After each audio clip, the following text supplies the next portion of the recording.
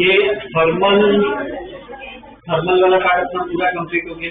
ठीक है, आज ये नया चैप्टर जो है थर्मोडायनामिक्स और काइनेटिक थ्योरी ऑफ गैस, ये दो चैप्टर है ना, उसको हम एक साथ मर्ज करेंगे, वो एक ही स्टडी करेंगे कि उसकी तरह अच्छी तरह क्या कहते हैं स्टडी कर पाएंगे, प्रॉब्लम से हम ढंग से कर पाएंगे। ठीक है, उसको एक ही मान के चलेंगे। और ये इस वीक से मतलब कल से ही मान लो ट्यूसडे और थर्सडे 2 to 3:30 मेरी क्लास होगी फिक्स। ठीक, 2 to 3:30। ठीक है, ट्यूसडे और थर्सडे उसमें सबको आना है। वेडनेसडे फ्राइडे 2 बजे अगर मैं बुलाऊं तो क्या पर्सनल डाउट या कुछ अलग में टारगेट तो बाकी ट्यूसडे और थर्सडे तो फिक्स थी। 2 से 3:30 अपना क्लास हुआ। ठीक है, बाकी केमिस्ट्री क्लास होता है 3:30, तो 2 to 3:30 अपना क्लास हुआ। कल से मान लो उसमें ऐसे मैसेज डाल दूंगा पहले से ही। ठीक है, ध्यान दे देना कल से ही क्लास 2 to 3:30 होगा। ठीक है ना, कंटिन्यू ही करेंगे जो पढ़ रहे हैं। ठीक है, तो आज स्टार्ट करते हैं।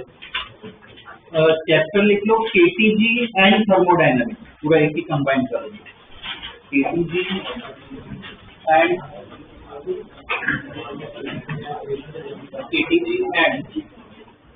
थर्मोडायनामिक्स। KTG and thermodynamics.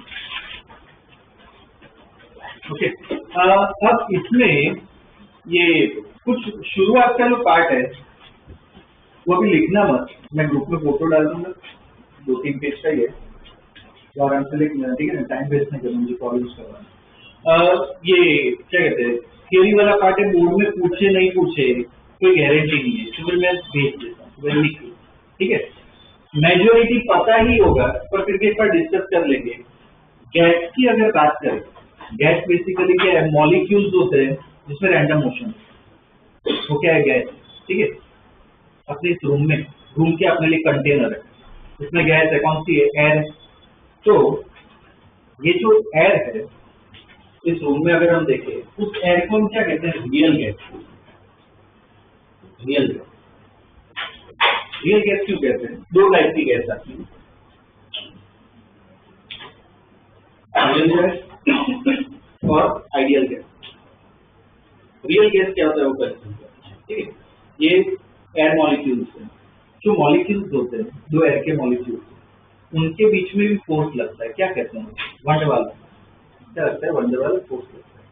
और वो रियल गैस होगी, ऐसे फोर्सेज अलग अलग लगते हैं। ठीक है, उनकी भी कौन सी एनर्जी होगी, जैसे मॉलिक्यूल्स कौन सी एनर्जी होगी, काइनेटिक एनर्जी होगी, और दूसरी फोर्स लग रहा है उसकी वजह से भी एक एनर्जी आती है, कौन सी एनर्जी आती है, पोटेंशियल एनर्जी आती है। कुछ मॉलिक्यूल वाइब्रेट भी करते हैं, वाइब्रेशनल एनर्जी भी आती है, तो बहुत सारी अलग अलग टाइप की एनर्जी आती है। ठीक है, बाद में कोई भी गैस हो ना एक कंटेनर में, तो गैस क्या लगाता है, प्रेशर लगाता है, बाउंड्री प्रेशर।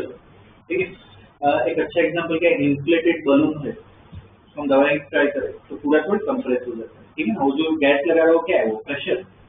तो क्या होता है, वो प्रेशर कैसे लगता है, सपोज जैसे ये वॉल है, तो मॉलिक्यूल एयर के मॉलिक्यूल ऐसे आ रहे टकरा रहे, कंटिन्यूस कोलिशन, कंटिन्यूस जैसे कोलिशन हो, बहुत सारे हो गए, लाखों में करोड़ों में हो गए। ठीक है, जैसे कोलिशन हो गए, हर जगह हो गए। कोलिशन से क्या लगता है, फोर्स। प्रेशर क्या होता है, फोर्स अपॉन एरिया, क्या मिलता है हमें, प्रेशर मिल जाता है। ठीक है, कोलिशन हमने पढ़े थे, याद हो तो 2 टाइप के आते हैं बेसिकली, इलास्टिक और इनइलास्टिक। इनइलास्टिक मतलब क्या है, कुछ ना कुछ एनर्जी लॉस होती है। ठीक है, उसे इनइलास्टिक। इलास्टिक मतलब क्या, एकदम आइडियल है, जैसे सपोज एंगल पे आ रही है मॉलिक्यूल, तो उसी एंगल पे क्या है, रिबाउंड हो जाएगा। ये वॉल है, तो जैसे एंगल पे आ रहा है, मतलब 30 डिग्री पे आ रहा है एक मॉलिक्यूल। अगर इलास्टिक हो ना तो जिस स्पीड से आएगा उसी स्पीड से जाएगा, 30 डिग्री पे ही जाएगा, सेम जैसा है वैसा ही जाएगा। इन इलास्टिक हो, ठीक है, ये इलास्टिक। अगर इन इलास्टिक हो तो क्या होगा कि सपोज 30 डिग्री पे है, तो कोलिजन के बाद कोई और एंगल पे जाए, ये एंगल कुछ अलग होगा, 31 डिग्री, 32 डिग्री, 40 डिग्री ऐसा कुछ, और जो स्पीड होगी ना वो भी अलग होगी।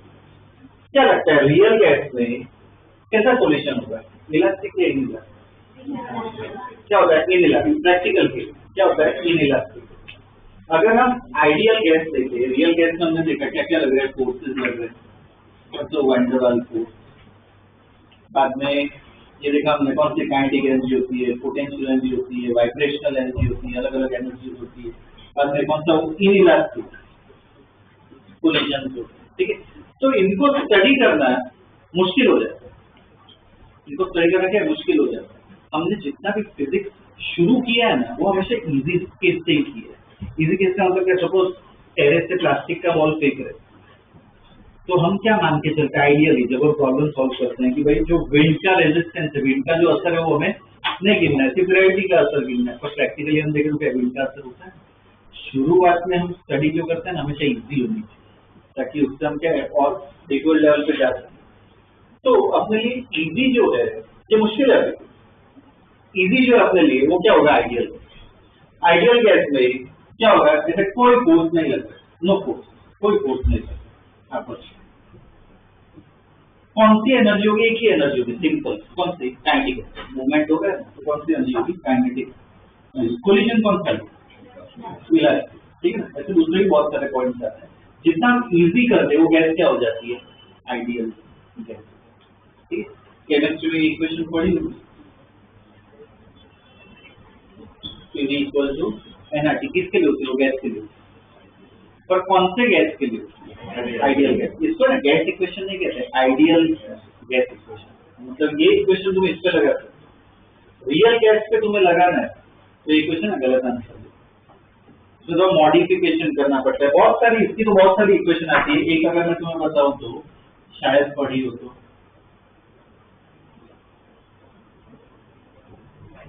एडजस्ट हो जाती है, थोड़ी कॉम्प्लिकेटेड हो जाती है, उसको वंडरवाल्स इक्वेशन कहते हैं। तो अपने लिए इजी कौन सा है, स्टार्ट किस पे इससे करें, ठीक है, ये क्या इजी है। तो अपना जो चैप्टर होगा ना वो फोकस इस पे करें, आइडियल गैस। रियल गैस का पार्ट आता है पर बहुत छोटा है, बहुत माइन्यूट, ठीक, तो हम अलग से थोड़ा स्टडी करें इस चैप्टर में, अपना पूरा फोकस इस पर। ठीक, बाद में गैस में भी इधर भी टेम्परेचर हम बढ़ा सकते हैं, एनर्जी दे सकते हैं, एनर्जी ले सकते हैं, तो वो सब जो पूरे पार्ट आते हैं वो किसमें आते हैं, थर्मोडायनामिक्स में। ठीक है, और प्रोसेसेस तो पता होगी, आई थिंक आइसोबारिक, आइसोफोरिक, आइसोथर्मल, अलग अलग प्रोसेस आते हैं, वो भी प्रोसेस हमें यहाँ पे स्टडी करना।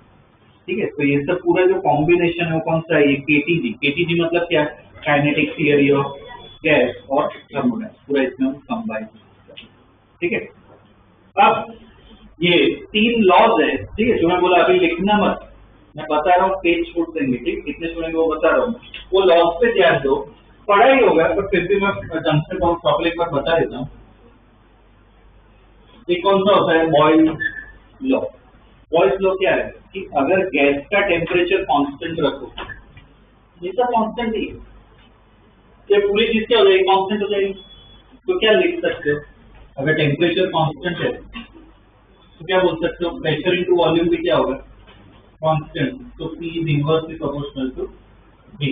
इसको हम क्या कहते हैं, बॉयल्स। इसका ग्राफ बनाओगे, इसका ग्राफ बनाना है प्रेशर और वॉल्यूम, कैसा ग्राफ आएगा, इंक्रीजिंग या डिक्रीजिंग।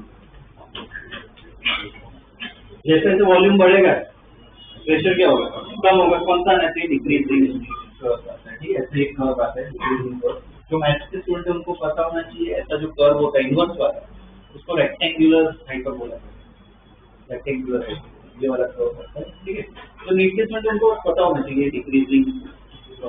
ठीक है, ये जो कर्व मैंने बनाया है वो किसके लिए बनाया, आइडियल गैस के लिए, ideal gas. Suppose real gas में मैं ये लॉ लगाऊं, रियल गैस में मैं ऐसा एक्सपेरिमेंट करूं, क्या लगता है एग्जैक्ट फॉलो होगा, आइडियल गैस क्या होगा, डिविएशन थोड़ा मिलेगा। आइडियल रियल गैस जो है ना थोड़ा बहुत ऑलमोस्ट ये मिलता है पर एग्जैक्ट चेंज नहीं मिलता है, ऐसा कुछ मिलेगा रियल के लिए, थोड़ा तो फर्क आएगा। ठीक है ना, तो ये जो पूरा पार्ट है वो क्या है अपना बॉयल्स लॉ। अब रखना नहीं है लिखने के टाइम, इजीली डिफाइन कर सकते हैं, कैसे डिफाइन करोगे इसको, बस ढंग से लिखना है। क्या करना है पहले तो कि when temperature of a gas is constant, तो क्या बोल सकते हो, pressure of the gas is inversely proportional to it. ठीक है, ऐसे तो चलिए बाद में इसका नोट में also सब प्रॉपर्ली लिखो। ठीक है, पहला कौन सा है, बॉयल लॉ। ठीक है, उसके बाद क्या है, चार्ल्स लॉ। चार्ल्स लॉ क्या है, अगर प्रेशर मैं कांस्टेंट कर लूं, प्रेशर में कांस्टेंट कर रहा हूं, तो V किसके प्रोपोर्शनल होगा, T। इधर V और T क्या होगा, change, V is proportional to T। Ratio में लिखना हो तो क्या लिख सकते हो, V1/V2 इक्वल टू T1/T2। इसका ग्राफ कैसा होगा, ग्राफ में अब मैं V और T लिखूंगा, V और T लिखूंगा, क्या लगता है कैसा ग्राफ है, अगर प्रोपोर्शनल हो, डायरेक्टली प्रोपोर्शनल, तो कैसा ग्राफ, स्ट्रेट लाइन ऐसा। तो ये भी सेम चीज का आइडियल क्या होगा, रियल में थोड़ा वेरिएशन आएगा। कैसा होता है, शुरुआत में ना वेरिएशन ज्यादा होता है, बाद में डिविएशन है ना कम होते जाता है। ऐसा इसका वेरिएशन, उसका रीजन है वो मैं बता रहा हूँ आगे। ऐसा इसका ग्राफ आता है। ठीक है, रियल गैस थोड़ा डिविएट करता है, एग्जैक्ट सेम तो मिलेगा। ठीक है, तो ये दूसरा लॉ है अपना चार्ल्स लॉ। ठीक है, एक और बचा,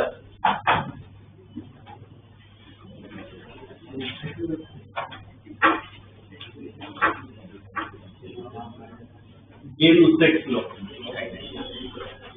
ये लॉ जो है, देखो पहले में हमने क्या किया, यहाँ टेम्परेचर कांस्टेंट किया, दूसरे प्रेशर कांस्टेंट किया, अब इसमें क्या कांस्टेंट करना है, अगर वॉल्यूम कांस्टेंट करो तो क्या लिख सकते हो, P is proportional to T। ठीक है, अगर P और T प्रोपोर्शनल है तो रेशियो लिख सकते हो। ठीक, ग्राफ कैसा होगा, किसका ग्राफ बनेंगे, P और T का ग्राफ बनेंगे, स्ट्रेट लाइन आएगी। ये भी सेम आइडियल की, रियल की बनाओगे तो ऐसे थोड़ा डिविएशन। ठीक है, इसमें एक पॉइंट एक्स्ट्रा ना बता देता हूँ, ये दोनों के लिए, एक स्ट्रेट लाइन है जिसका क्या कुछ स्लोप होगा, तो स्लोप हम निकाल सकते हैं। स्लोप को कैसे लिखते हैं पता है, tan थीटा। वो स्लोप कैसा आएगा, आइडियल गैस इक्वेशन यूज करनी है। अगर इस केस में हम देखें V कांस्टेंट है तो P मुझे चाहिए, क्या है, P और T चेंज हो रहा है, तो ये जो कांस्टेंट वाला पार्ट है ना, ये वाला, ये क्या देता है हमें, ये स्लोप किसके बराबर होता है, NR/, यहाँ पे इस केस में अगर देखोगे, इस केस में स्लोप बता सकते हो, V proportional to T।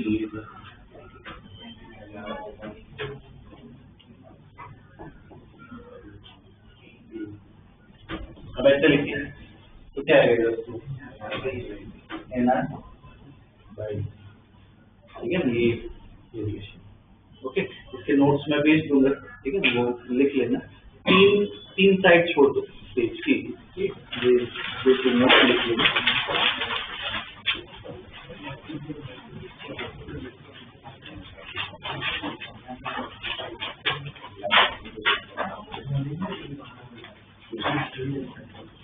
Okay, अब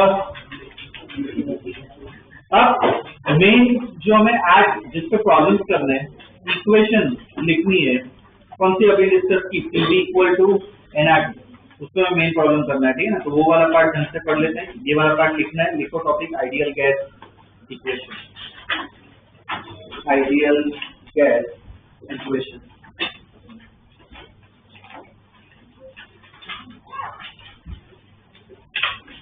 आइडियल गैस इक्वेशन देखो, उसमें consider a gas, consider a gas having, consider a gas having small n number of moles, small n लिखना, consider a gas having n number of moles, comma, exerting pressure P, exerting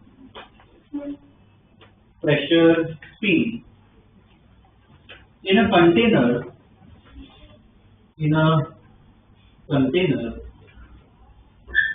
of volume V, in a container of volume V at temperature T, at temperature T.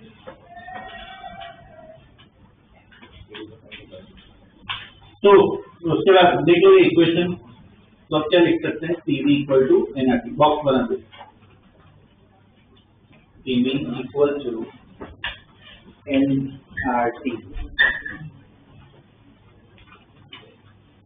इसमें visualisation देखो, gas है ये, जैसे air की बात करें दिखता नहीं है, तो ऑब्जेक्ट गिरता है, ठीक है, कोलाइड करता है, फोर्स लगाते हैं, वो सब हमें दिखता है, विजुअलाइज कर सकते हैं। गैस तो दिखती नहीं है, तो फिर भी उसको विजुअलाइज कर सकते हो। कैसे विजुअलाइज करना है, छोटे छोटे स्फीयर्स मान लो इधर है, वो कंटिन्यूस कैसे रैंडम मोशन, इधर टकरा रहे, बाउंस हो कैसे जा रहे, कंटिन्यूस मोशन विजुअलाइज कर सकते हैं, ठीक है। तो T इधर क्या है, प्रेशर ऑफ गैस, कैसे आएगा प्रेशर, कैसे आएगा, ये विजुअलाइज करो, कैसे प्रेशर आएगा, किसकी वजह से आएगा, कोलिजन, कोलिजन होते हैं उसकी वजह से क्या मिलेगा, हमें प्रेशर मिलेगा।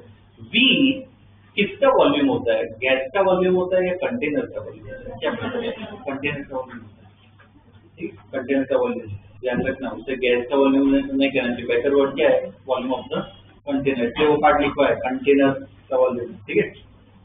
एन क्या है, नंबर ऑफ मोल, ठीक है। आर पता है, आर क्या कहता है, यूनिवर्सल गैस कांस्टेंट, ठीक है, ये तो टेम्परेचर है, आर क्या है लिख लो उधर नीचे, आर क्या है, यूनिवर्सल गैस कांस्टेंट,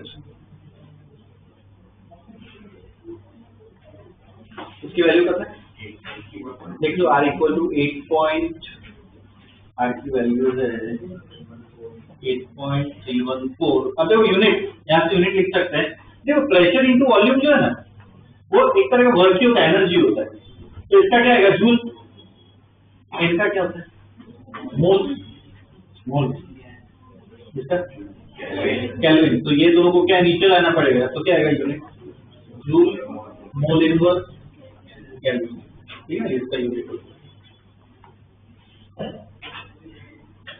ठीक है।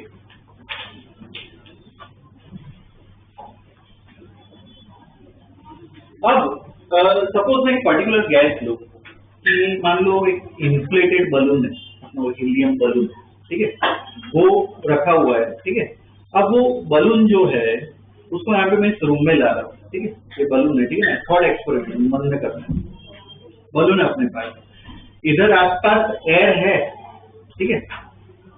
अगर शुरुआत में सिर्फ हीलियम पे फोकस है मेरा, तो शुरुआत में बलून है, मुझे बताओ जो हीलियम का वॉल्यूम है वो क्या होगा, बलून का वॉल्यूम होगा या रूम का वॉल्यूम होगा, बोला बलून को मैं इस रूम में रख रहा हूँ आके, और बस कुछ नहीं, छेड़ने का, बस रखने का। तो जब इक्वेशन लिखोगे, बी किसका होना चाहिए, बलून का होना चाहिए या रूम का होना चाहिए, बलून का, ठीक है। अब क्या कर रहा हूँ, बलून को ड्रॉपिक कर रहा हूँ, तो अब हीलियम क्या होगा, विजुअलाइज कर सकते हो, हीलियम उतने पार्ट में रहेगा जो यहाँ पे बलून है, हीलियम इधर ही रहेगा, क्या फैल जाएगा, कहाँ पे फैलेगा, इधर से कहाँ तक, पूरे रूम में, तो अब वॉल्यूम क्या है, पूरे रूम का वॉल्यूम, ठीक है, तो वॉल्यूम क्या हुआ, चेंज, ठीक है। इस केस में मुझे बताओ नंबर ऑफ मोल, शुरुआत में कुछ हीलियम के होंगे, हीलियम इधर फैल गई, नंबर ऑफ मोल्स क्या होंगे, बढ़ेंगे या कम, नंबर ऑफ मोल्स मतलब बेसिकली नंबर ऑफ मॉलिक्यूल क्या रहेंगे, बस फैल रहे हैं ना, बाकी सपोज 100 मॉलिक्यूल फॉर एग्जाम्पल, तो क्या कर रहे हैं, 100 ही है, बस क्या कर रहे हैं, फैल रहे हैं। तो एन जो है एक पर्टिकुलर गैस के लिए, पर्टिकुलर अमाउंट ऑफ गैस के लिए एन क्या लेता है, क्या लेना होता है, तो उसके लिए इक्वेशन ग्राफ आता है, ठीक है, आगे लिखो, for given amount of gas, for given amount of gas, for a given amount of gas, n is constant.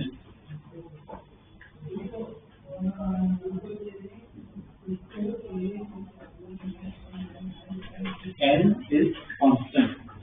तो अपनी गैस इक्वेशन है P इक्वल टू nRT, उसको ऐसे लिख सकते हो, P इक्वल टू देखो n कांस्टेंट है, r तो कांस्टेंट ही, तो पूरा पार्ट क्या हो जाएगा कांस्टेंट, तो क्या लिख सकते हैं pv by t क्या होगा कांस्टेंट, ठीक है, pv by t क्या होगा कांस्टेंट, ठीक है। देखो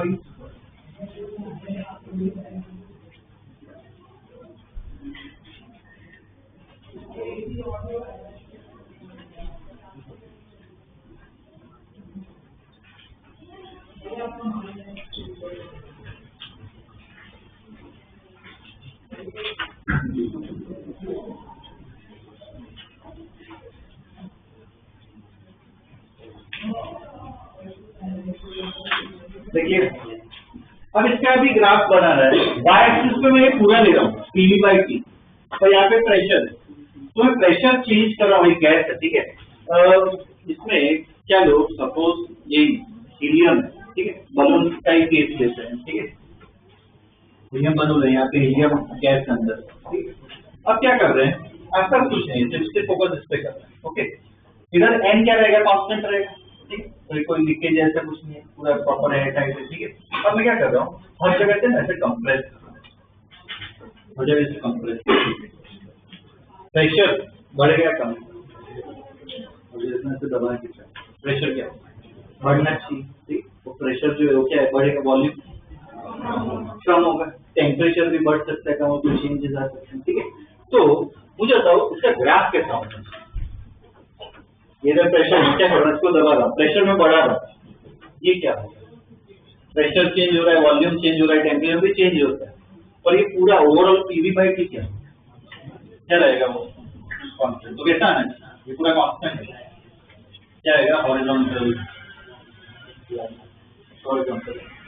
और सेम ये जो लाइन आती है वो किसके लिए, आइडियल के लिए, आइडियल गैस। रियल गैस में अगर देखोगे ना तो रियल गैस में बिहेवियर थोड़ा ऐसे चेंज होता है, थोड़ा ऐसे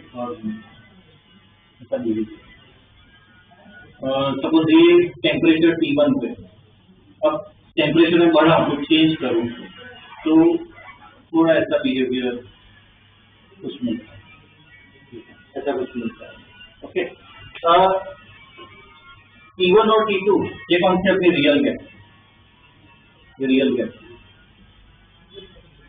इधर मुझे बताओ ये जो रियल है इसका बिहेवियर आइडियल के नजदीक है, कौन सी गैस का, T1 वाले का या T2 वाले, ये A ले लेते हैं, ये B ले लेते हैं, कौन सी गैस का बिहेवियर आइडियल के नजदीक है, कौन सा A का, वो ग्राफ के नजदीक है ना, तो A का बिहेवियर क्या बोल सकते हो कि वो क्या आइडियल जैसा ऑलमोस्ट बिहेव करता है, तो वो कब करता है, टेम्परेचर जितना हाई हो ना उतना वो अच्छी तरह बिहेव करता है आइडियल गैस की तरह, ठीक है। एक इंपॉर्टेंट स्टेटमेंट में लिखवा रहा हूँ, इसमें ना पहले एक काम करो, ग्राफ ड्रॉ कर लो, बाद में स्टेटमेंट लिखवा रहा हूँ, ये भी क्लियर, ग्राफ ड्रॉ करो, स्टेटमेंट लिखवा रहा हूँ।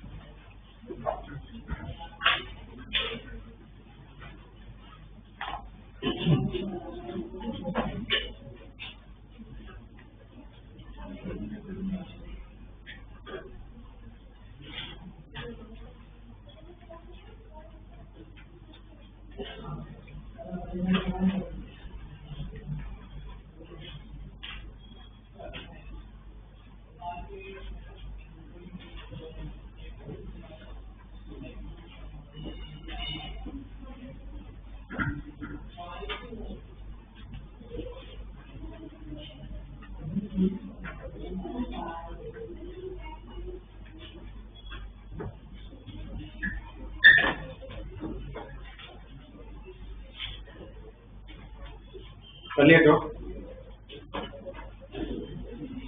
स्टेटमेंट देखो, दो तीन चार बहुत इंपॉर्टेंट स्टेटमेंट है। Real gas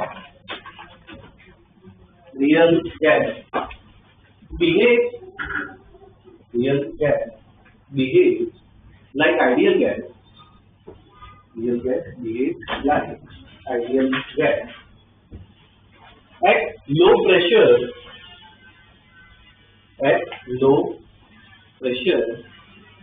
and high temperature. At low pressure and high temperature. मतलब एक रियल गैस है ना आइडियल की तरह बिहेव कर सकती है, ऐसा नहीं कि एकदम अलग होती है। पर कब होती है, कौन सी केस में होती है? टेम्परेचर क्या होना चाहिए? हाई होना चाहिए, और प्रेशर क्या होना चाहिए? लो होना चाहिए। कोई भी एक ग्राफ देखो, समझ ए वाला ग्राफ देखिए, तो इस रीजन में ना प्रेशर कम है, प्रेशर कम है। जैसे जैसे प्रेशर बढ़ाओगे डिविएशन क्या होगा? बढ़ेगा। तो प्रेशर कम होना चाहिए। ये दोनों को कंपेयर करो तो ये ए क्या है, ज्यादा नजदीक, मतलब ए क्या है आइडियल के साथ बिहेव कर रही है, तो कौन सा टेम्परेचर ज्यादा है? कौन सा? T1 क्या होगा? ज्यादा होगा, क्योंकि वो आइडियल की तरह क्या है बिहेव। ठीक है, रात में ऐड करो T1 ग्रेटर देन T2, ऐसा क्वेश्चन आ सकता है कॉम्पिटिटिव में, कौन सा टेम्परेचर ज्यादा होगा? ठीक है, ओके। ये हमने इक्वेशन देखी P = nRT, इसके अलग अलग फॉर्म्स आते हैं, वो अलग अलग फॉर्म्स भी बता देता हूँ। ठीक है, बस 5-10 मिनट का काम है, बाद में इसके डायरेक्ट प्रॉब्लम्स पे आ सकते हैं। आगे लिखो, एक नंबर ऑफ मॉलिक्यूल, एक number of molecule capital N, एक number of molecule capital N are given, number of molecules capital N are given, then ये मुझे बताओ नंबर ऑफ मोल्स को क्या लिख सकते हैं? मैं लिख सकता हूँ number of molecules upon, chemistry में पढ़ा हुआ है Avogadro number, number of moles क्या लिख सकते हैं? Number of given molecules upon Avogadro number. लिखो,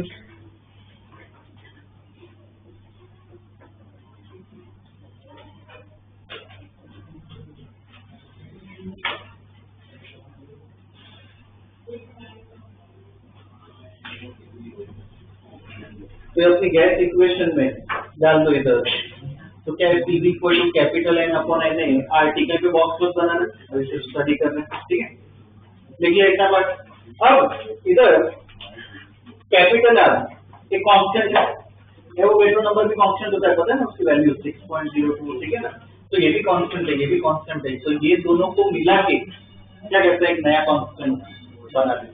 ठीक है, लिखो आगे, here R by Na, here R by Na is a constant, here R by Na is a constant called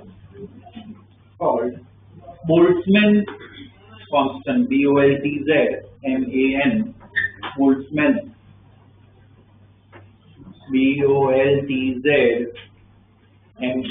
Boltzmann constant, bracket में लिखो स्मॉल k, वो उसका symbol होता है। ठीक है, तो k = क्या लिख सकते हैं? R अपॉन Na, R की वैल्यू डाले 8.314, Na की वैल्यू डाले 6.023 होता है, 22 into 10⁻23, इसको डिवाइड करो तो k की वैल्यू आएगी 1.38 into 10⁻20। यूनिट क्या हो जाएगा? जूल पर केल्विन। ठीक है, वो मोल हट जाएगा ये Na की वजह से, ये k की वैल्यू आएगी। देखो कहीं पे भी बॉक्स में बनाना है, फिर वैल्यूज लिख रहा हूँ।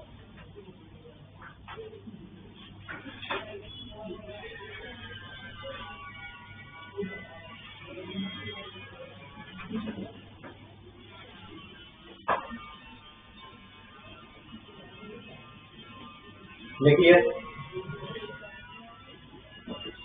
आगे लिखो इसके, so the ideal gas equation can also be written as, so the ideal gas equation can also be written as, ideal gas equation can also be written as, देखो कैसे लिख सकते हैं, PV ऐसे ही रखा, कैपिटल N को भी ऐसे ही रखो, R by N को क्या लिख सकते हैं? ठीक, तो ये एक और इक्वेशन आ गया, इस पे बॉक्स बना, ये अपना रिजल्ट है। PV इक्वल क्या होता है? NKT। ठीक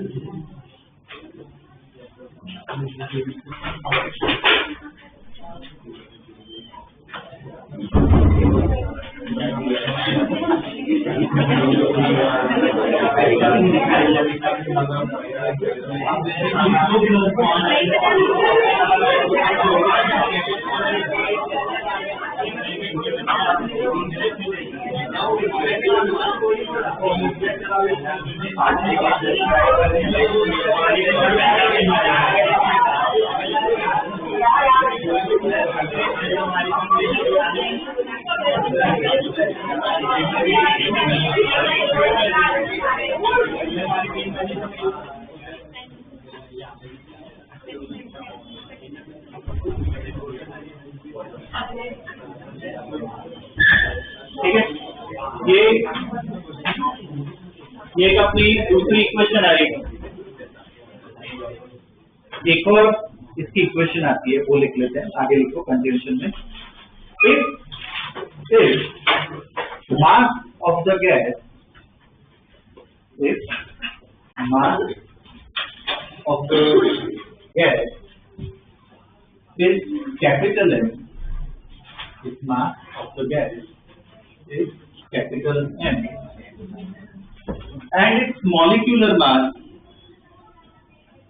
of the gas is capital M and its molecular mass is m naught, capital में लिखना, and its molecular mass is m naught, then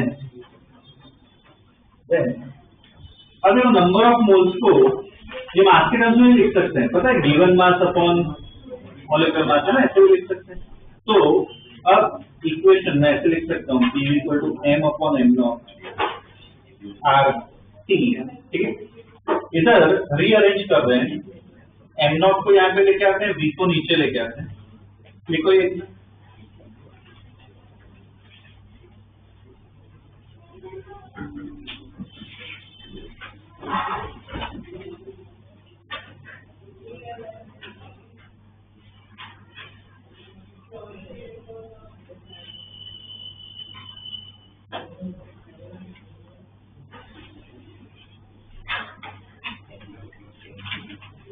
देखिए m by v क्या हो, डेंसिटी लिखो आगे, here m by v, here m by v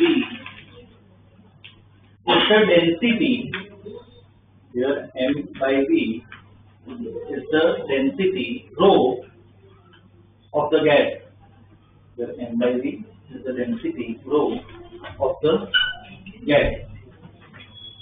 So therefore P m naught equal to rho RT, या फिर तीसरी equation, P m naught equal to rho RT, ठीक है ना, ये तीसरी इक्वेशन। ओके, तो प्रॉब्लम पे डिपेंड करेगा कौन सी इक्वेशन का यूज करनी है, ठीक है। इससे प्रॉब्लम्स करेंगे, हमें डिसाइड करना है, ठीक है, कौन सी इक्वेशन यूज होगी। बस एक और पार्ट करवाना है, ठीक है, बाद में प्रॉब्लम्स करेंगे। ये सपोज एक कंटेनर में, एक वेसल में, जैसे इस रूम में एयर है, कौन सी गैस है एयर में, ऑक्सीजन है, नाइट्रोजन है, कार्बन डाइऑक्साइड तो बहुत ट्रेस अमाउंट्स में, बहुत कम अमाउंट में होती है, ठीक है।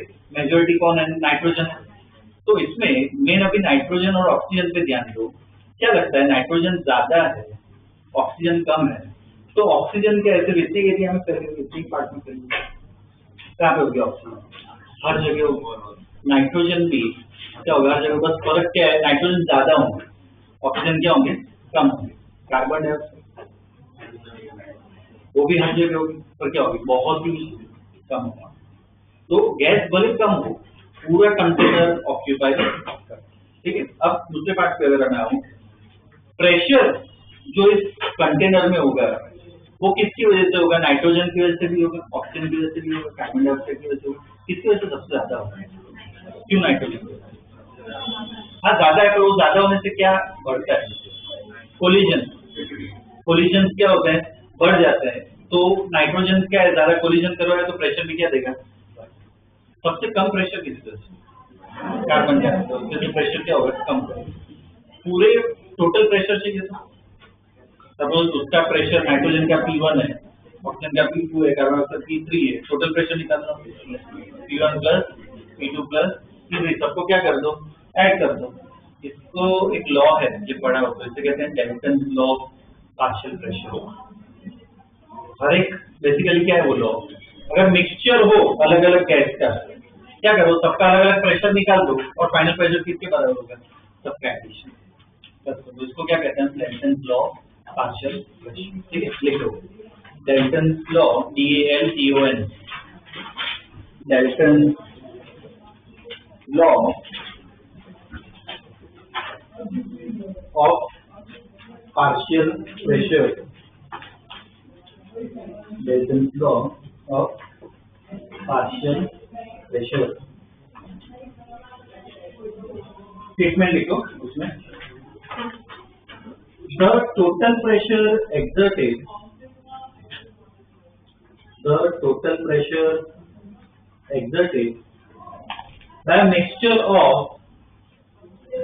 the total pressure exerted by a mixture of non-interacting gases, total pressure exerted by a mixture of non-interacting gases is equal to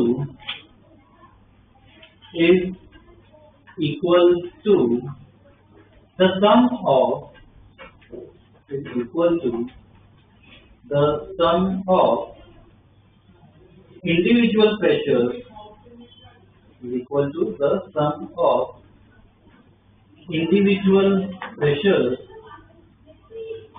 exerted, individual pressures exerted by each gas, individual pressure exerted by each gas। ठीक है ना, हर एक का pressure क्या कर दो, add कर दो, तो इधर क्या हो जाएगी इक्वेशन, इसमें P इक्वल क्या होगा, P1 plus P2 plus P3 जितने भी है सबका ऐड कर दो।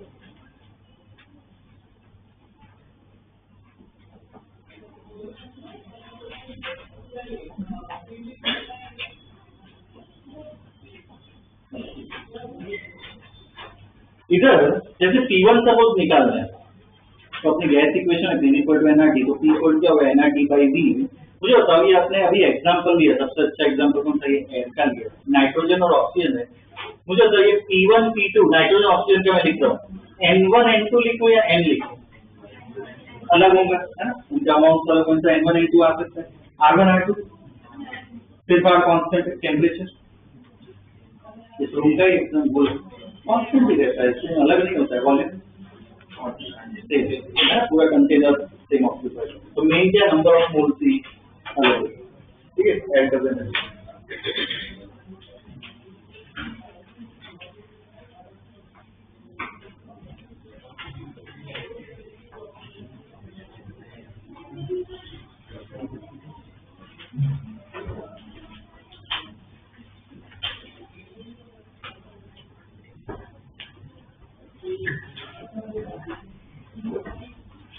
ओके, अब इसके बेस पे एनसीईआरटी के सारे क्वेश्चंस कर लेते हैं। ठीक है, बाद में अलग अलग टाइप्स आते हैं वो, ठीक है, जो हमने इक्वेशन लिखा उससे गैस इक्वेशन, उसके बेस पे क्वेश्चन कर रहे हैं। ठीक है, देखो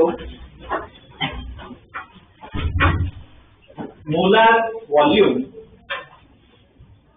molar volume is the volume occupied, molar volume is the volume occupied by 1 mole of any gas, 1 mole of any gas at SPP, capital में SPP, SPP पता है, standard temperature pressure। ठीक है, 1 mole of gas at SPP, ठीक है, full stop। show that it is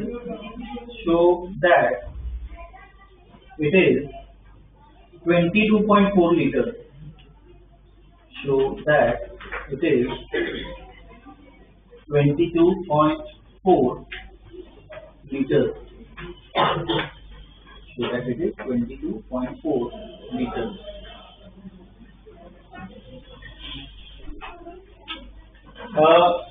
इसमें ये पहला प्रॉब्लम है, साथ में डेटा वो सब लिखते हैं, ठीक है। अब क्या क्या डेटा दिया हुआ है, पहले तो एसटीपी है, मतलब प्रेशर कितना 180 मतलब कितना, उसमें ऐसा ही कन्वर्ट करना है, लिखते हैं P इक्वल टू क्या है 180 m, P equal to 180 m मतलब इक्वल टू कितना होगा 1.013 into 10⁵ पास्कल, 1.013 into 10⁵ पास्कल, ठीक है। P पता है। बाद में ये R तो चलो कांस्टेंट है, T बताओ, T कितना होता है स्टैंडर्ड टेम्परेचर प्रेशर में, T कितना होता है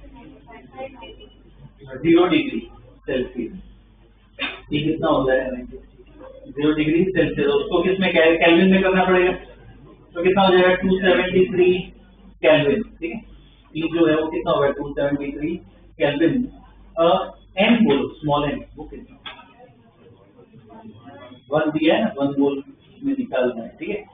और वॉल्यूम तो क्या निकालना है, तो उसको क्वेश्चन मार्क आएगा, ओके। इक्वेशन बताओ कौन सी, PV इक्वल टू NRT है ना, वो यूज कर सकते हैं, ठीक है। बस सेम वैल्यूज डाल दो, प्रॉपर्ली आंसर दे देता हूं मैं।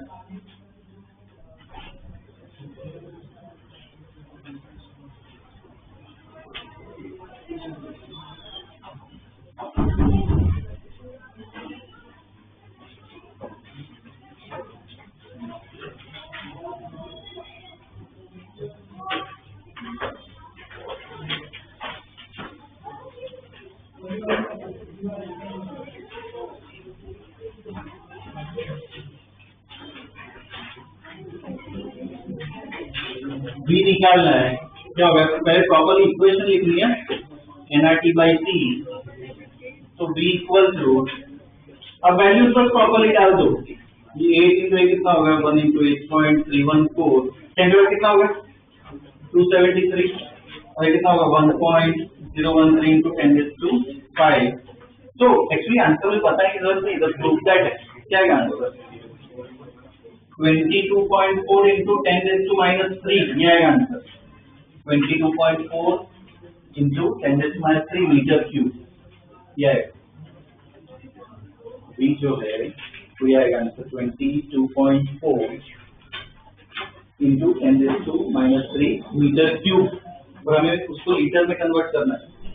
जो कन्वर्जन रेट पता है, 1 लीटर मतलब कितना होता है 10⁻³ मीटर क्यूब, ठीक है, लिख लो ना पता हो तो। 1 litre equal to 10⁻³ metre cube, तो इसको कितना लिख सकते हो 22.4 लीटर, ठीक है ना, 22.4 लीटर, ठीक है, प्रूव कर दिया ये, ठीक है। और ये आई थिंक ये पता होगा तुम्हें, ये 1 मोल का जो गैस होता है एसटीपी को उतना ही ऑक्यूपाई करता है, डेफिनेशन 22.4 लीटर, बस प्रूव किया, ठीक है। ऐसे अलग अलग टाइप के क्वेश्चन देखने की। Next question, estimate the number of air molecules, estimate the number of air molecules, bracket में लिखो N2 O2 H2O etc, N2 O2 H2O etc, in a room of capacity,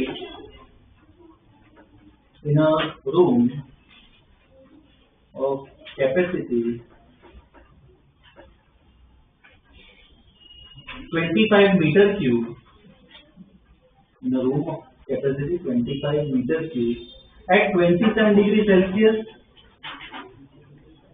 27 degrees Celsius and 180 m pressure, 27 degrees Celsius and 180 m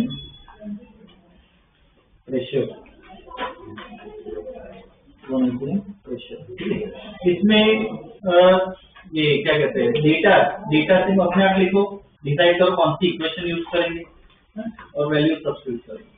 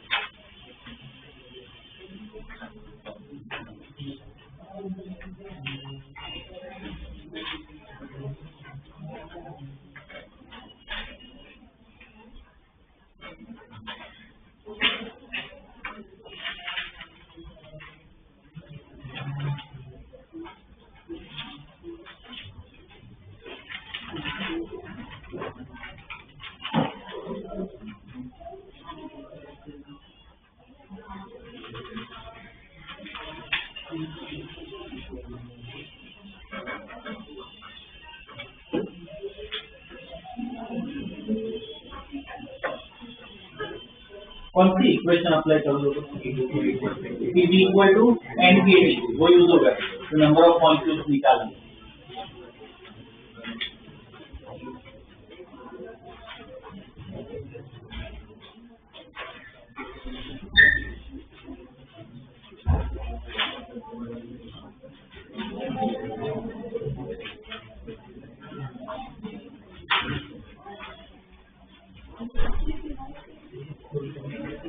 और data क्या होगा pressure pressure कितना दिया 180 है ना 1.013 into 10⁵ pascal volume दिया है क्या 25 मीटर तो ऐसा ही नहीं है टेम्परेचर 27 डिग्री सेल्सियस तो केल्विन में करना पड़ेगा 300 केल्विन और n निकालना है ना number of molecule Pv equal to NKT तो n इक्वल टू क्या हो जाएगा Pv बाय KT तो इसे वैल्यूज डाल दो प्रॉपर्ली तो वैल्यूज डालो K की वैल्यू पता है ना हमने लिखी है 1.38 into 10⁻⁻23 ठीक है तो वैल्यूज डालो ये n का आंसर मैं दे देता हूँ 6.1 into 10⁻23 ये आंसर है 6.1 into 10⁻26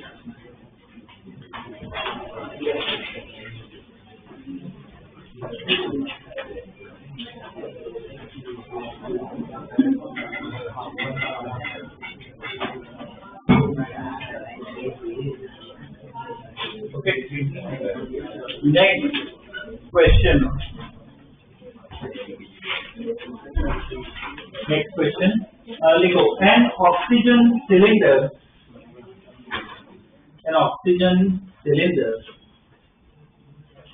of 30 liters.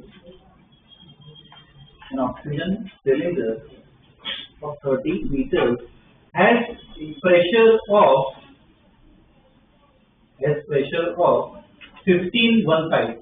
15 atm at 27 degrees Celsius. At 27 degrees Celsius. Okay. Full stop. After some oxygen is withdrawn,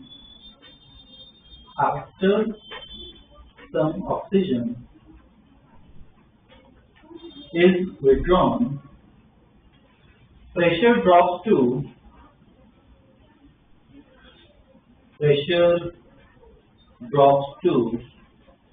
11 atm at 17 degrees Celsius. 17 degrees Celsius. Find the mass of oxygen. Find mass of oxygen taken out. Find mass of oxygen taken out. अब देखो इसमें दो data है और ये ना एकदम practical question है जो ऑक्सीजन सिलेंडर आते हैं जनरली और वो क्या कहते हैं हॉस्पिटल्स में यूज करते हैं ठीक है पेशेंट को देने के लिए तो उसमें वो काफी बड़े सिलेंडर आते हैं तो ये 30 लीटर वाला क्या वॉल्यूम दे रखा है शुरुआत में प्रेशर टेम्परेचर भी दे रखा है तो बिफोर और आफ्टर क्या डेटा लिखना है हमें ठीक है बस इतना एक बार डेटा लिखो बिफोर और आफ्टर डेटा लिखो वो SI में कर देना कन्वर्ट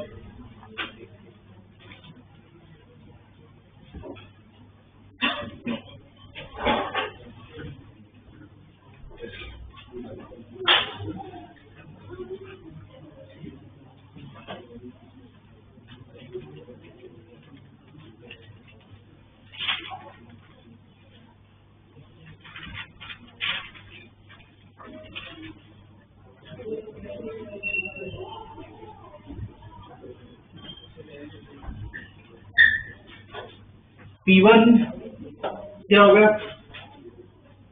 15 ATM है तो 15 इंटू 1.013 इंटू 10⁵ पास्कल। यहाँ पे लिख रहा हूँ, चेक कर लूंगा।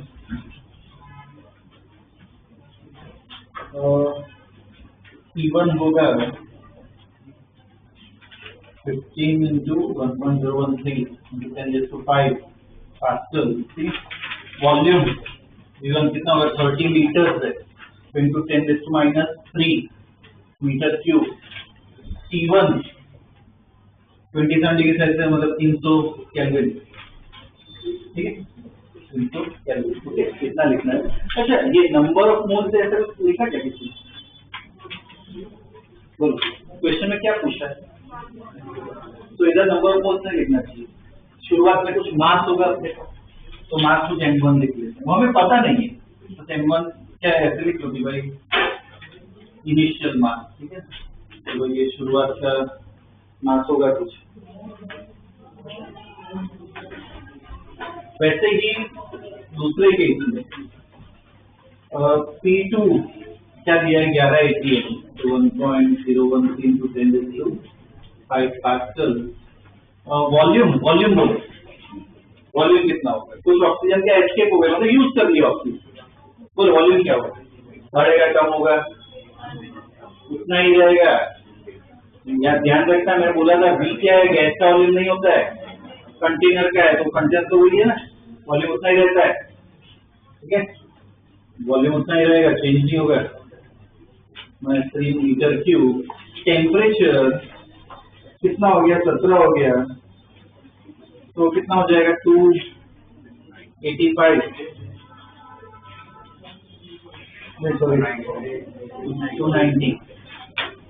290 केल्विन। और मास M2 ले लेते हैं, ठीक है ना, फाइनल मास ले लेते हैं, ठीक है, फाइनल मास ले लेते हैं। अब इसमें क्या निकालना है हमें, बताओ?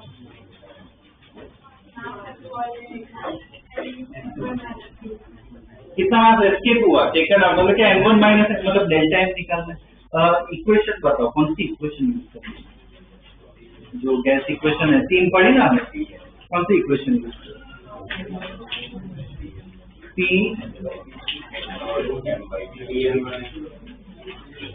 कौन सी, PM इक्वल टू ρT। रो का क्या करें, रो यूज करो, PM0 इक्वल टू क्या कर, ρRT, और उनको सब्स्टिट्यूट कर लो, तो PM0 इक्वल टू M/V/RT। अब देखो इतना ध्यान से इक्वेशन है ना, ये भले बोर्ड का कर रहे हैं पर कंप्यूटर डिपार्टमेंट में इक्वेशन से ही मेन तुम्हें क्या स्टडी करना होता है। तो क्या करो, ढंग से बस लिखना है तुम्हें, इससे पहले तो M निकाल दो, M की इक्वेशन बना सकते हो, बाद में क्या करना है, M1 माइनस M। तो इक्वेशन से डालना, वैल्यू कोई मत डालना, ठीक है, वो निकाल दो M1 माइनस M2, फाइनली वो मुझे निकाल के दो।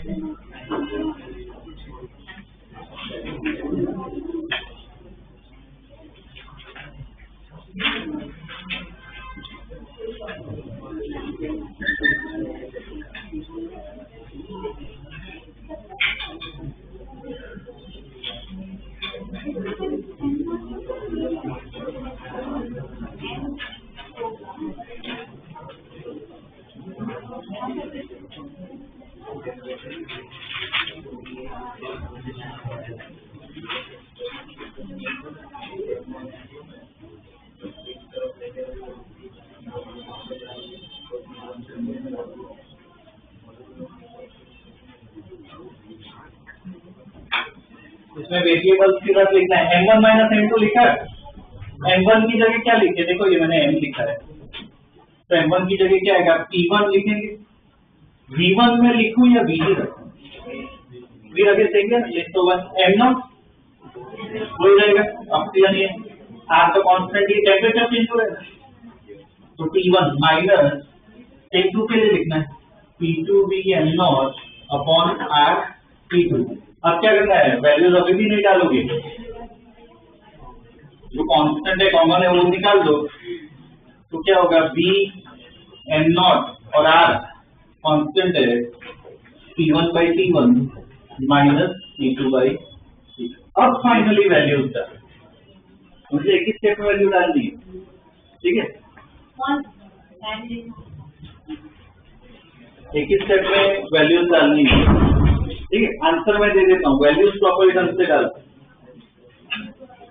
V कितना था अपना 30 इंटू 10⁻³ M0 बताओ, M0 कितना डालोगे,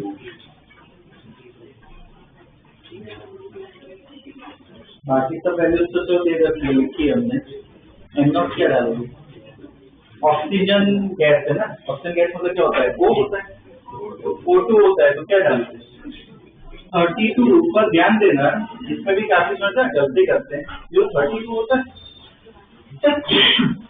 वो ग्राम में होता है, केजी में करना पड़ता है, 32 इंटू 10⁻³ अपॉन ये तो 8.314, बाकी वैल्यूज डाल दो अंदर वाली, इससे आंसर आएगा 0.141 केजी, ये फाइनल आंसर है।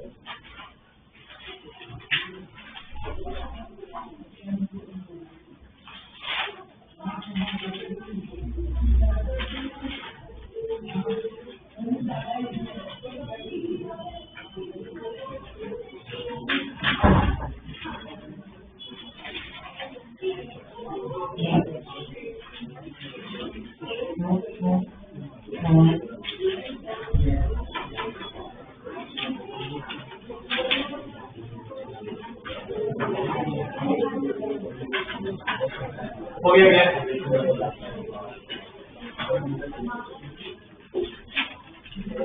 ठीक है। ये ऐसे टाइप के क्वेश्चन क्या कंपेरेटिव पार्ट में भी आते हैं, बस फर्क इतना होगा कि वो वैल्यू थोड़ी इजी होगी, कैलकुलेशन इजी हो जाए, ठीक है। ऐसे 2-3 प्रॉब्लम हमने की है, मेन क्या इक्वेशन तो अपनी जो हमने पढ़ी वही अप्लाई करनी है, और क्या चेंज हो रहा है क्या नहीं हो रहा है, जैसे इसमें वॉल्यूम चेंज नहीं होता है, किसी में हो सकता है वो नंबर ऑफ मोल्स चेंज ना हो, टेम्परेचर चेंज ना हो, बस हिसाब से इक्वेशन लिखनी है, ठीक है। दूसरे क्वेश्चन देखते हैं, next question,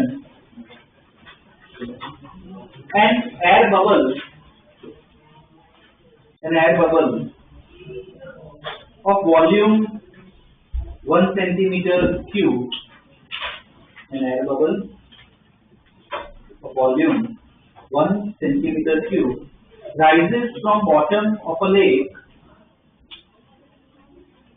rises from bottom of a lake 40 meters deep, 40 meters deep at 12 degrees Celsius, at 12 degrees Celsius. Full stop. Find the volume when it reaches the surface. Find the volume when it reaches the surface at 35 degrees Celsius, at 35 degrees Celsius, ठीक है। अब ये question visualise करो, air bubble, पानी के अंदर जो bubbles बन जाते हैं उसमें क्या होता है, अंदर गैस नहीं तो होती है, एयर होती है। तो पहले लेक के नीचे, एकदम नीचे बबल है, वो बबल ऊपर आ रहा है, जैसे तो बबल ऊपर आता है, मुझे बताओ प्रेशर कैसे चेंज होगा, जैसे बबल अगर सबसे नीचे है, लेक के नीचे क्या होगा, प्रेशर ज्यादा होगा, कितना आपको इक्वेशन पता है, क्या होगा, रो जी एच, याद है ना, फ्लूइड का वो प्रेशर होगा प्लस पीएटी, तो बॉटम पे कितना होगा, डेटा लिखते at the bottom P1 equal to क्या हो जाएगा, rho G H plus PATA, P1 equal to rho G H plus PATA, value दो तो बाद में डाल देना। V1 दिया है क्या, कितना है 1 सेंटीमीटर क्यूब, ऐसा कर दो, कितना होगा 10⁻⁶ मीटर क्यूब, ठीक है। और T1 12 डिग्री है, कितना हो जाएगा 285 केल्विन, ठीक है ना, ये डेटा है। और कौन सा डेटा चाहिए हो, N1 क्या होगा, नंबर ऑफ मोल्स का क्या दिया नहीं है, तो N1 को ऐसा ही रखते हैं, ठीक है ना, कि भाई दिया नहीं है, हमें पता नहीं है। अब जो बबल है वो ऊपर आ रहा है सरफेस पे, तो क्या करना है, सरफेस पे डेटा लिखना है, ठीक है। देखो एट सरफेस और P2 बताओ कितना होगा प्रेशर, सरफेस का आगे बढ़ो तो क्या होगा P80m, P2 equal to P80m।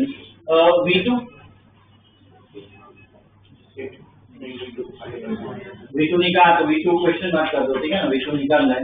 और T2 कितना होगा 35 दिया है ना, तो कितना हो जाएगा 308 केल्विन। T2 कितना हो जाएगा 308 केल्विन। और N2 इधर भी नहीं दिया है, वैसा ही रखते हैं, ठीक है। अब इधर देखो, इधर भी दो वैल्यूज है, 1 दिया और 2 वैल्यूज है। इसमें अप्रोच बता सकते हो कैसे सॉल्व करें, रेशियो से होगा। रेशियो से अगर करें, मतलब पहले की इक्वेशन लिखोगे, दूसरे की लिखोगे, रेशियो निकालोगे, ठीक है, तो कुछ कैंसिल कर सकते हो। मुझे ना इधर N1 N2 के बारे में बताओ, क्योंकि इक्वेशन में N1 N2 आएगा, उसका क्या करें सोचो। N1 N2 का विजुअलाइज करो, बढ़ रहा है, कम हो रहा है, सेम रह रहा है, क्या होगा। एक बबल है, बबल जब नीचे था, बबल के अंदर गैस थी, अब वो बबल ऊपर आ रहा है, गैस तो अंदर ही है ना, तो गैस उतनी है क्या, N1 N2 क्या होगा, ठीक है। तो वो देखिए side here N1 equal to N2, ठीक है ना, यस, तो मोल्स क्या रहेंगे, सेम रहेंगे। तो क्या कहते हैं, चलो देखो, पहले की इक्वेशन लिखो, दूसरे की लिखो, रेशियो निकाल दो, उससे V2 आ जाएगा।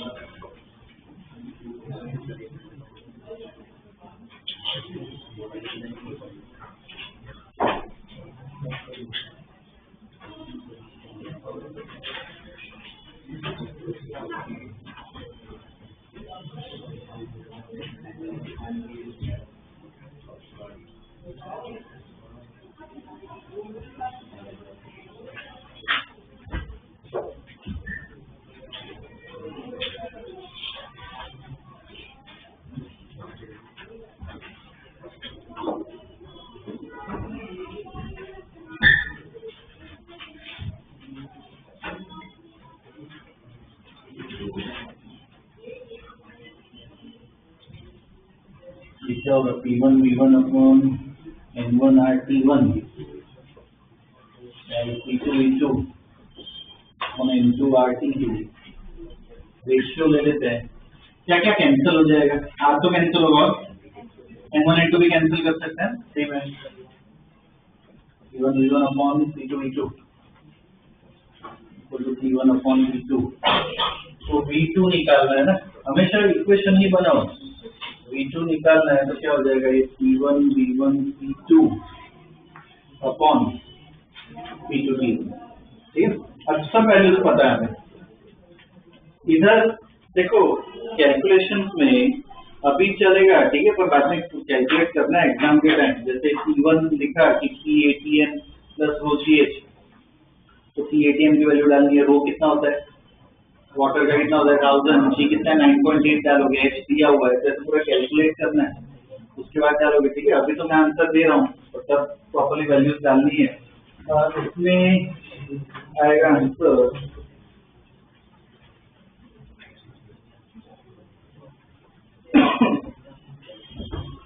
5.3 into 10⁻⁶ जाएगा मीटर क्यूब, ये वॉल्यूम आएगा।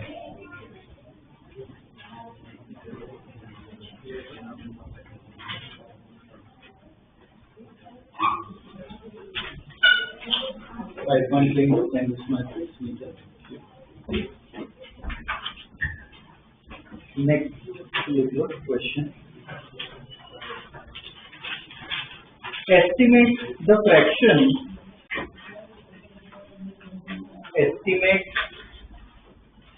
fraction of molecular volume.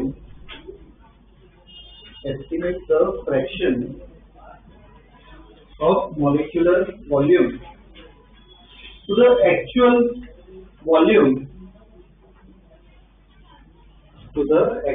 volume occupied by oxygen gas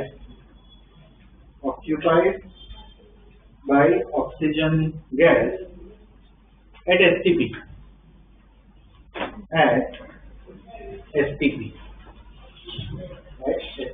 ठीक है, full stop.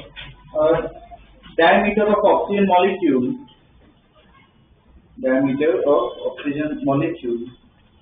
is 3 angstrom. Diameter of oxygen molecule is 3 angstrom. ठीक है, अब ये क्वेश्चन है साथ में डिस्कस करते हैं। मैं तो एक कंसेप्ट है वो बता देता हूँ। तो देखिए वेसल है अपने पास, ठीक है, इसमें विजुअलाइज करना हो कि वेसल में ऑक्सीजन गैस है, तो ये जो ऑक्सीजन के मॉलिक्यूल्स है ना, इसको स्फीयर की तरह विजुअलाइज करो। और जो स्फीयर्स है वो जगह से रैंडम मोशन कर, ठीक है। अब इसमें एस्टिमेट द फ्रैक्शन निकालने वाले बेसिक रेशियो निकालना, ठीक है। मॉलिक्यूलर वॉल्यूम का मतलब क्या होता है, एक मॉलिक्यूल की मैं बात करूं तो उसका वॉल्यूम कितना होगा। अगर मैं इसको स्फीयर लेता हूं तो इसका वॉल्यूम, इसको एक स्फीयर मान, इसका वॉल्यूम कितना होगा 4/3 π3। ये एक मॉलिक्यूल का वॉल्यूम। टोटल कितने मॉलिक्यूल्स है अंदर, सपोज n मॉलिक्यूल्स है, तो सिर्फ मॉलिक्यूल्स का मुझे वॉल्यूम चाहिए, तो क्या करेंगे n इंटू 4/3 πr3। ये जो वॉल्यूम होता है उसे क्या कहते हैं, मॉलिक्यूलर वॉल्यूम। जैसे मॉलिक्यूल्स का वॉल्यूम निकाला, एक्चुअल वॉल्यूम मतलब किसका वॉल्यूम, वेसल, उससे क्या कहते हैं। तो दोनों में क्या है फर्क, तो हमें क्या करना है, उसका रेशियो निकालना है, ठीक है। इसमें अमाउंट नहीं दिया है, मान लेते हैं सिंपल केस एक मोल का ही लेते हैं, ठीक है। देखो इसमें कि for 1 mole of O2 gas, for 1 mole of O2 gas at STP, for 1 mole of O2 gas at STP, actual volume equal to, for 1 mole of O2 gas at STP, actual volume equal to, इसमें calculate करने की जरूरत नहीं है, answer पता होना चाहिए। उन्हें सबसे पहला प्रॉब्लम दिया 22.4 लीटर एक्चुअल वॉल्यूम को V1 दे दो, V1 इक्वल टू क्या आएगा 22.4 लीटर, उसको SI में कर दो, कितना हो जाएगा 22.4 इंटू 10⁻³ मीटर क्यूब, ठीक है। ये अपना V1 आ गया, एक्चुअल वॉल्यूम है। और मॉलिक्यूलर वॉल्यूम के लिए जो बताया, पहले एक मॉलिक्यूल का लिखेंगे, ठीक है। देखो आगे तो volume of one molecule, volume of one molecule V2 equal to, sorry V2 मतलब volume of one molecule equal to बस कर, तो V2 मतलब तो मैं one molecule equal to 4/3 pi r cube, 4/3 pi r cube. So for 1 mole, molecular volume will be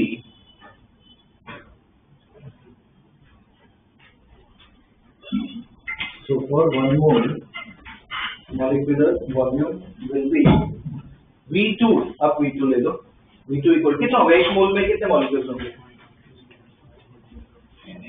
कितना होगा, Na होगा ना, ये होगा 2 नंबर जितना, तो क्या हो जाएगा V2 equal to Na into 4/3 pi r cube, ठीक है। तो हमें कौन सा रेशियो निकालना है, V1 V2 V2 by V क्या निकालेंगे, मॉलिक्यूलर टू एक्चुअल निकाला, तो क्या होगा V2 by V1, तो V2 by V1 तो कितना होगा, ये अपना 22.4 इंटू 10⁻³ अपॉन, ये पूरा डालना पड़ेगा, Na पता है, Na कितना होगा 6.022 इंटू 10⁻23, इसमें सब वैल्यूज डालो प्रॉपर एसआई में डालो।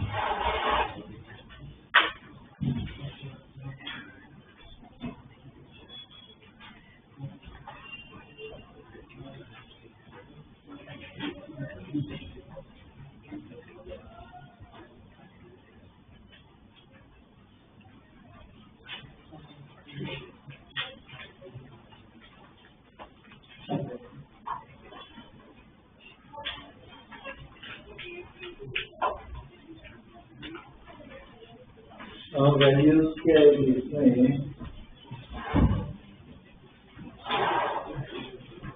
ये 4/3 का ऐसा ही रहेगा, आर कितना होगा,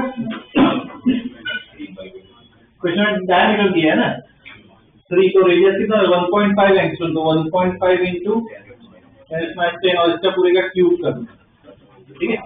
तो ये फाइनली सॉल्व करोगे तो आंसर आएगा, इसमें लिख दो 3.78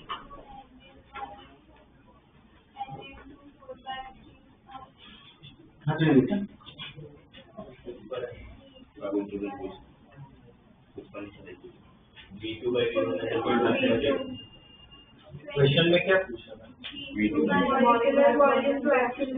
अच्छा मतलब उल्टा लिख दिया ना, ठीक है 1/2 है ना, सही हो।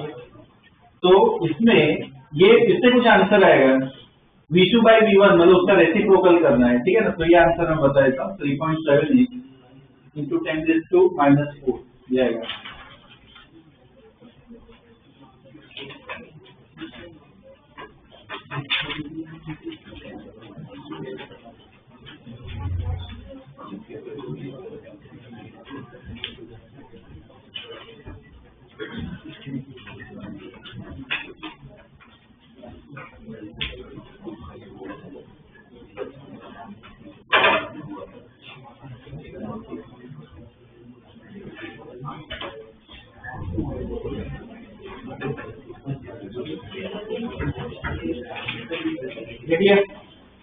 देखो इसमें ये सबसे रेशियो बहुत कम है, कभी भी कोई एक्सट्रीम आंसर है बहुत कम या ज्यादा तो उसका कुछ ना कुछ रीजन होना चाहिए जिन्हें हमें पता होना चाहिए क्या लगता है क्यों answer come uh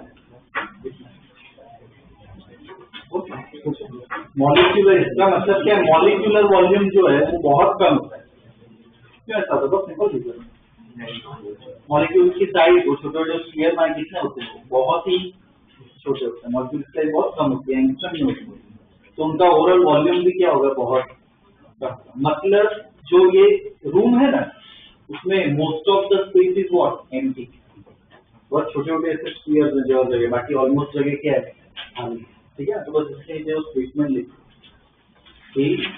the molecule